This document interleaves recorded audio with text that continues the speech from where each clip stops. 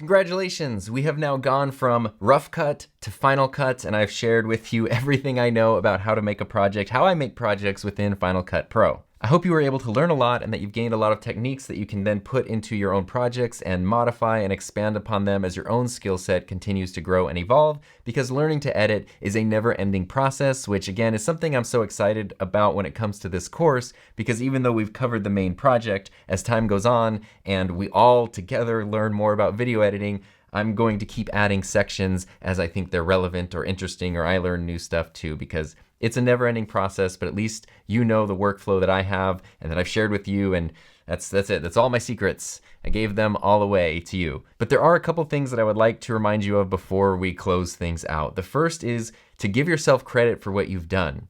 By the time you've made a project and you've edited a project with Final Cut Pro or even with any editing software, you've basically used something, a tool that up until very recently in history would have just been considered magic or impossible, and you've used that to create something that did not exist before, and now it's something that you can share with a global audience and something that will last for decades and decades into the future, as long as nobody deletes it, I guess. I think it's important to give yourself credit for that. There's never going to be a perfect project. When I was a high school digital media teacher, oftentimes something I had to help my students understand, especially as they were just starting to build out their skill sets, is they'd have the idea in their brain, and then they'd have the thing they actually made. And at the beginning, those two things were very far apart.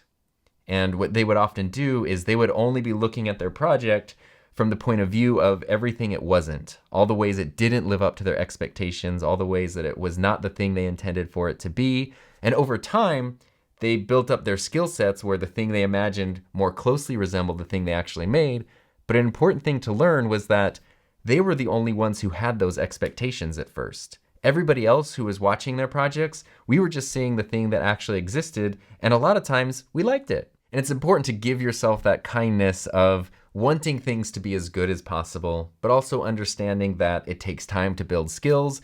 It's very difficult to take something perfectly from your mind and make it exist in the real world, and that the thing you've made, even if it's different from what you originally imagined, still has a lot of value and in some ways could even be better or be more helpful, interesting, relevant to other people too. And I don't think anyone, anywhere, myself very much included, has ever created anything that has been absolutely perfect. So at a certain point, you could keep editing a project forever and ever, but it's probably a good idea to just say, I think I'm done now, or I'm gonna give myself 30 more minutes and that's it to work on this, and then I'm done.